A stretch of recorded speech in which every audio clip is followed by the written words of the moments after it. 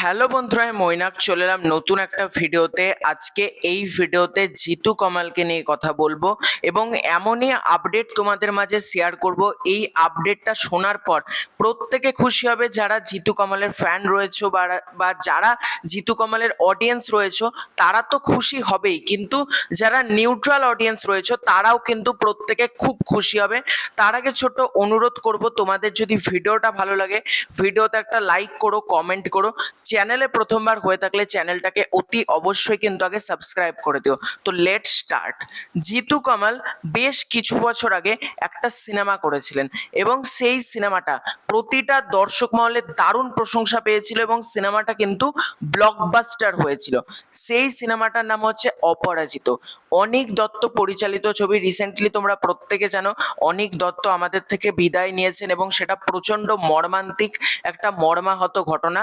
তো অনিক দত্ত সেই সিনেমাটা কিন্তু মানে সিনেমা হলে তো দারুণ চলেই ছিল, তারপর যখন সিনেমাটা ওটিটিতে আসে, জি5-এ যখন ছবিটা মুক্তি পায়, তারপর যখন সিনেমাটা মানে টেলিভিশন প্রিমিয়ার করা হয়, প্রতিটা জায়গাতেই কিন্তু দুর্দান্ত ফলাফল করে এবং জিতু কামাল তার এই চরিত্রটার জন্য কিন্তু জিতু কামাল প্রশংসিত পায় সত্যজিৎ রায়ের ক্যারেক্টারটা প্লে করার জন্য। এবার এই সিনেমাটা তোমরা প্রত্যেকে জানো নন্দনে কিন্তু শো পায়নি এবং সেই সময় এটাকে নিয়ে কিন্তু দারুণ জলঘোলা একটা হয়েছিল। এটার কারণ আমাদের প্রত্যেকের কাছেই জানা, কারণ অনিক দত্ত যে শাসক দল 4 তারিখের আগে পর্যন্ত ক্ষমতায় ছিল তাদের বিরুদ্ধাচরণ যেহেতু তিনি করেছেন, সেই জন্য তার ছবিটা মুক্তি পায়নি। এটা আমাদের প্রত্যেকেরই জানা। কিন্তু যেহেতু এখন সরকার চেঞ্জ হয়েছে, সরকারের বদল ঘটেছে, সুতরাং এই সিনেমাটার কিন্তু এবার শো পেতে চলেছে নন্দনে। হ্যাঁ, নন্দনে কিন্তু এই সিনেমাটা রিলিজ করতে চলেছে। রিলিজ বলা ভুল, রিলিজ করতে চলেছে। এবং এই সিনেমাটা কিন্তু যারা আবারও চাও বড় পর্দায় দেখতে, তারা কিন্তু আগামী 5 তারিখ থেকে 5, 6, 7 এই 3 দিন কিন্তু নন্দনে দেখানো হবে। অবশ্যই কিন্তু তোমাদেরকে বলবো তোমরা টিকিট কেটে সিনেমা হলে যাও। নন্দনের টিকিট প্রাইস প্রচন্ড কম। ওটিটিতে যারা দেখেওছো, যাদের পক্ষে যাওয়া সম্ভব, খুবই সামান্য টাকা টিকিটের দাম।